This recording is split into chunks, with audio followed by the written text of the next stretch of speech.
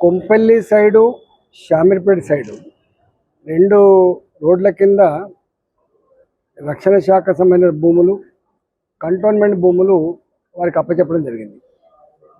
ఇవాళ డిఫెన్స్ సంబంధించినటువంటి భూముల బదులుగా రాష్ట్ర ప్రభుత్వం డిఫెన్స్ సంబంధించిన భూముల్ని హ్యాండ్ ఓవర్ చేసింది.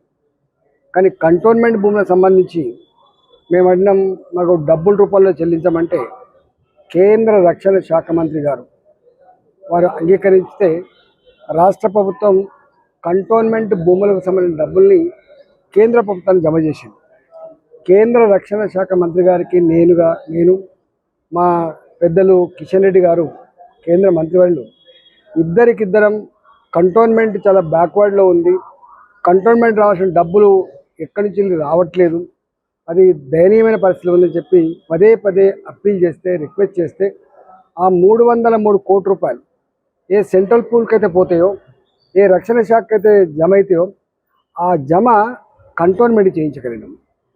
ఇవాళ కంటోన్మెంట్ భూములు పోవడం ద్వారా వచ్చిన 303 కోట్ల రూపాయలు కంటోన్మెంట్లో అనాదిగా అనేక సంవత్సరాలుగా వర్షాలు బాగా పడ్డప్పుడు మొత్తం మునిగిపోయేటువంటి కాలనీలు కానీ, ఇవాళ కంటోన్మెంట్లో పెరుగుతున్న జనాభాకు అనుగుణంగా సివరేజ్ లైన్ లేక మొత్తం పొంగి పొర్లుతున్నటువంటి కంపు కానీ, ఇవాళ ఎన్నో సంవత్సరాలకి చేసినటువంటి వాటర్ లైన్లు కానీ, అదేవిధంగా కంటోన్మెంట్లో కొంత ఇబ్బందికరమైనటువంటి బ్లాక్ స్పాట్స్ ఏవైతే ఉన్నాయో పదే పదే మునగడం, పదే పదే డ్రైనేజ్ పొంగడం, పదే పదే స్మెల్ రావడం, పదే పదే తాగే నీళ్ళ పైప్ లైన్లు లీక్ అవ్వడం, ఈ సమస్య అవుతుందో ఇవన్నీ అడ్రస్ చేయాలని చెప్పి సైంటిఫిక్గా ఉండాలని చెప్పి 2051 వరకు ఇవాళ జనాభా 4.5 లక్షలు ఉండొచ్చు, 5 లక్షలు ఉండొచ్చు, 2051 వరకు 10 లక్షల జనాభా అయినా 10 లక్షల జనాభా అయినా దానికి అనుగుణంగా తాగే నీళ్ళ పైపులని అప్గ్రేడ్ చేసుకోవాలి.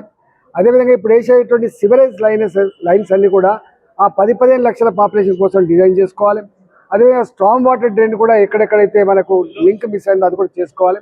అన్నిటికంటే ముఖ్యంగా ఈ కంటోన్మెంట్ కిందనే ఉండదు, కంటోన్మెంట్కు వచ్చే నీళ్ళన్నీ కూడా జిహెచ్ఎంసీ నుంచి వస్తుంటాయి, అల్వాల్ నుంచి వెళ్ళి కావచ్చు, లేకపోతే ఇతర ప్రాంతాల నుంచి వస్తూ ఉంటాయి. కాబట్టి జిహెచ్ఎంసీ కోఆర్డినేట్ చేసుకొని మీరు వదిలిపెడుతున్నటువంటి ఆ డ్రైనేజీ లైన్లు కానీ, మీరు వదిలిపెడుతున్నటువంటి ఆ స్ట్రాంగ్ వాటర్ కానీ ఇవాళ ఇక్కడి నుంచి పోవాలంటే ఖచ్చితంగా దానికి తగ్గట్టుగా డిజైన్ చేయాల్సి అక్కడ ఉంటుంది. కాబట్టి coordination with GHMC, coordination with HMWA, ఈ 2 డిపార్ట్మెంట్స్తో కోఆర్డినేట్ చేసుకొని శాశ్వతంగా ఎన్నడూ జరగని పద్ధతిలో కంటోన్మెంట్ చరిత్రలో ఇంత పెద్ద ఎత్తున డబ్బు ఖర్చు పెట్టేది ఎప్పుడు లేదు, ఇది ఫస్ట్ టైం జరుగుతూ ఉంది. కాబట్టి ఇంత పెద్ద డబ్బు ఖర్చు పెట్టినప్పుడు కంటోన్మెంట్ ఒక సుందరమైన నందనవనంగా, ఒక గొప్ప ప్రాంతంగా, ఆదర్శవంతమైన ప్రాంతంగా ఉండాలి.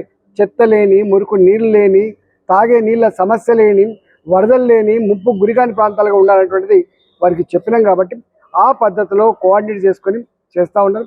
అదేవిధంగా పని మొదలు పెడితే 6 నెలలు, ఏడాది, 2 సంవత్సరాలు కాకుండా పని మొదలు పెట్టేటప్పుడే అన్ని రకాలు చూసుకొని కెపాసిటీ ఉన్న వాళ్ళకు క్వాలిటీ ఎన్ష్యూర్ చేసుకొని ఇన్ టైంలో టైం బౌండ్ ప్రోగ్రామ్ పెట్టుకొని చేయాలని కూడా మేము చెప్పడం జరిగింది.